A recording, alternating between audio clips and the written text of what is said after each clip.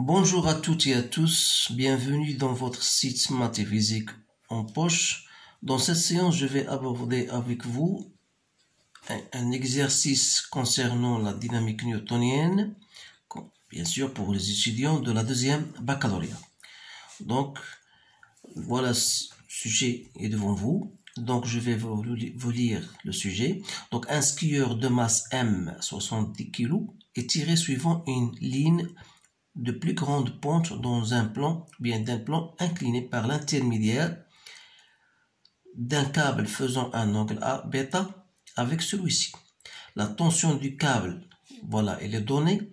On étudie le mouvement du skieur dans le repère OIK, d'axe OX, OZ. Donc le skieur, à l'instant t égale à 0, il passe par le point O, origine de repère, avec une vitesse initiale, voilà, 2 mètres par seconde. On vous donne la valeur de bêta, de alpha et de g. Donc l'étude du mouvement sur la partie OA. Donc les frottements sont équivalents à une force F ayant la même direction que la vitesse du mouvement et d'intensité F.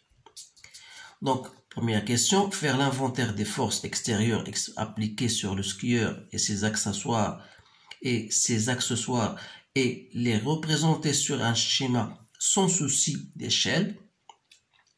En appliquant la deuxième loi de Newton, vérifier que la valeur de l'accélération du centre d'inertie est égale à 1 mètre par seconde carré, déduire sa nature du mouvement.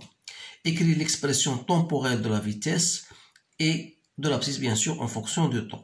Calculer la durée nécessaire pour que le skieur atteigne le point A du plan incliné avec une vitesse VA. Étude du mouvement sur la partie AB.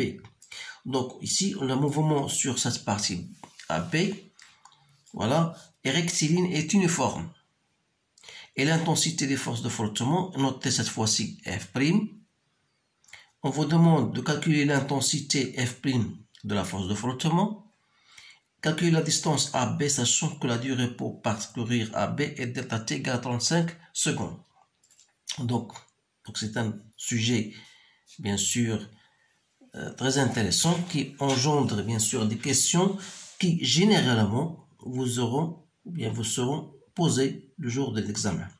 Donc, alors, il faut, pour répondre à la question 1, l'inventaire des forces, ou bien on dit parfois le bilan des forces.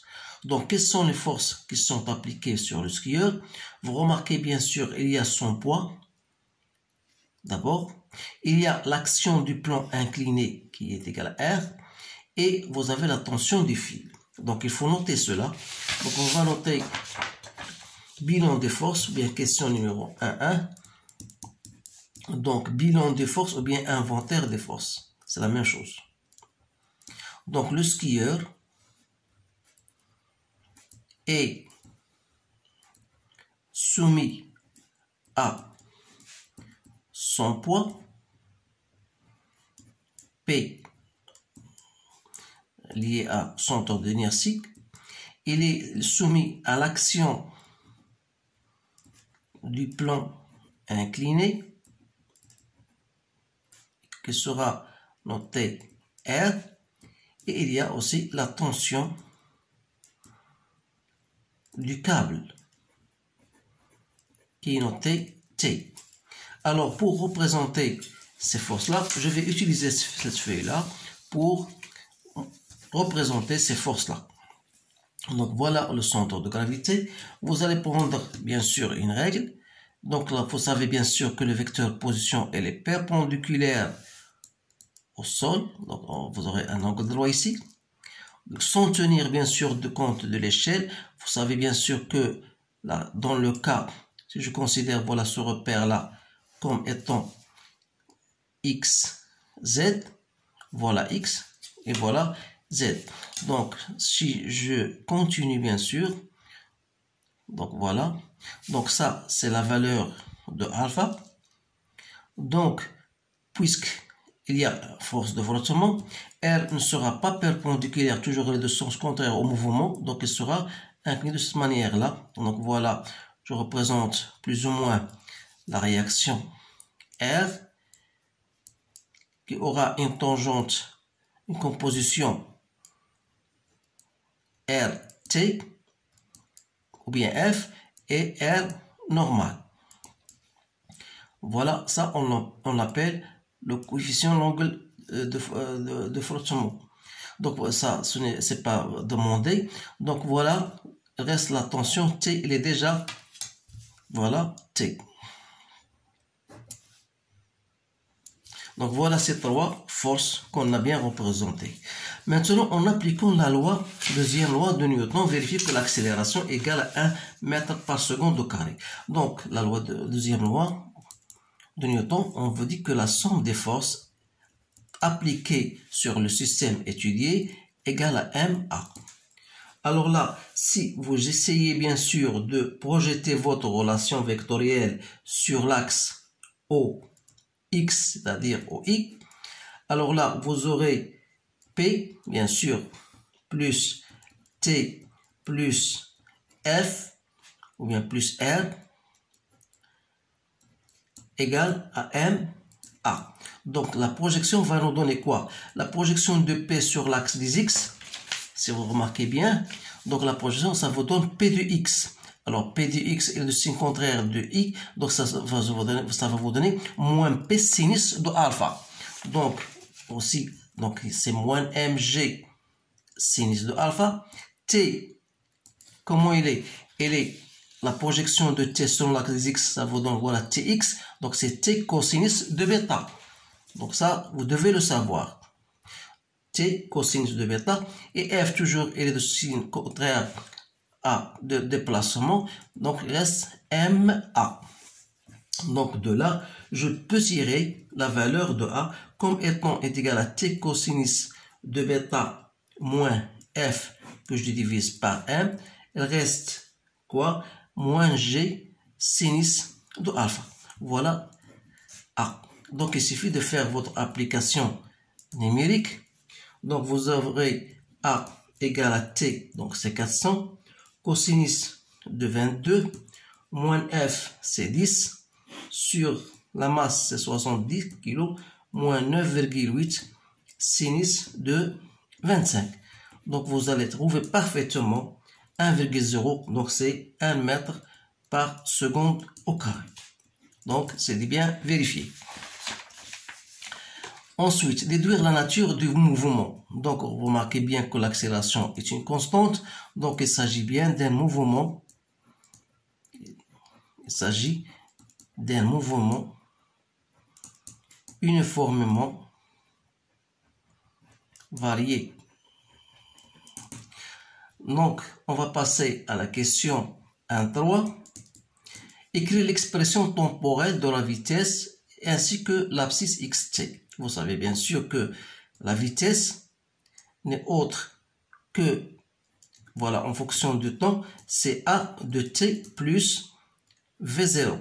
Bien sûr, vous savez que l'accélération, c'est la dérivée de la vitesse par rapport au temps.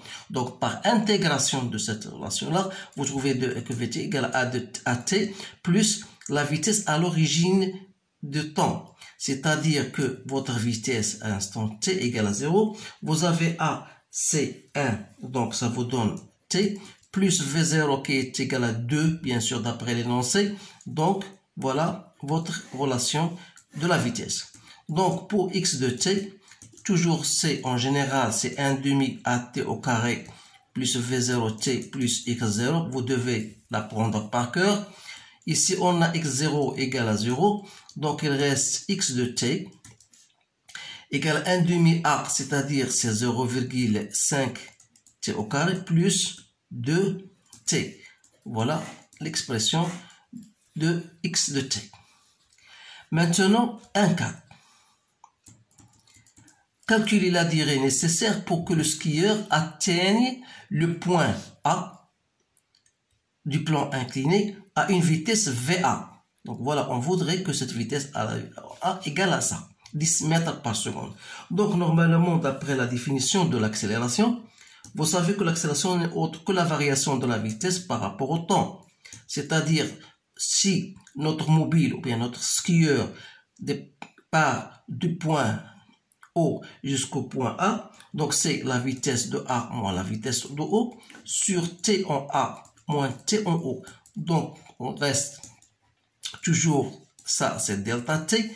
Donc, pour exprimer, bien sûr, delta T, donc c'est quoi? C'est VA moins V0 sur l'accélération. Donc, il suffit de remplacer VA est égal à 10. Donc, V0 c'est temps égal à 2 sur 1. Donc, ça veut dire que delta T égale à 8 secondes.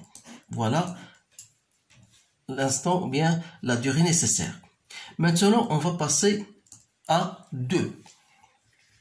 On vous dit, voilà, là, c'est une question, c'est une partie bonus, mais c'est une partie très intéressante. Le mouvement sur cette partie rectiligne est uniforme, c'est-à-dire que la partie AB, le mouvement est rectiligne uniforme, c'est-à-dire que la vitesse est constante. Qui dit vitesse constante dit accélération nulle. Alors là, on s'agit d'une autre force de frottement, F'. Calculez cette force, l'intensité de cette force. Donc, toujours à partir de notre équation déjà trouvée à partir de l'accélération, vous savez bien sûr, voilà cette relation-là. La différence qu'il y a, c'est que l'accélération est nulle. Donc, qu'est-ce qu'il reste? Il reste moins mg sinus de alpha plus t cos de bêta moins f égale à 0. Donc, cette force, on va noter f'. Donc, de là, je tire f' n'est autre que t cos de bêta moins mg sinus de alpha, c'est-à-dire 400 cos de 22 moins 70 que je multiplie par 9,8 sinus de 25 degrés. Donc, je trouve f' égale à peu près donc 81 newtons. Enfin, la dernière question, calculer la distance AB, sachant que la durée pour parcourir AB égale à 35 secondes. Donc, toujours, bien sûr, puisqu'il s'agit d'un mouvement rectiligne uniforme, c'est-à-dire que la vitesse est constante, c'est-à-dire que la vitesse en A égale la vitesse en B, c'est-à-dire 10 mètres par seconde. Normalement, la vitesse, c'est quoi? C'est la variation de la distance sur le temps. Donc, de là, je peux tirer AB n'est autre que V delta T. Donc, AB, application numérique, V, c'est soit VA, soit VB, donc c'est 10, que je dois multiplier par 35, ça me donne 350 mètres. Donc, voilà la réponse à cette question. Donc, je vous conseille bien sûr de bien réviser votre leçon parce qu'il y a des relations que vous devez apprendre par cœur. Donc, dans les séances prochaines, Inch'Allah, je vais choisir d'autres exercices un peu plus compliqués que celui-là pour vous montrer les astuces et les différentes que vous devez savoir pour rédiger n'importe quel exercice dans la mécanique newtonienne. Alors là, je vous remercie de votre attention et je vous souhaite une bonne chance et je vous dis à bientôt.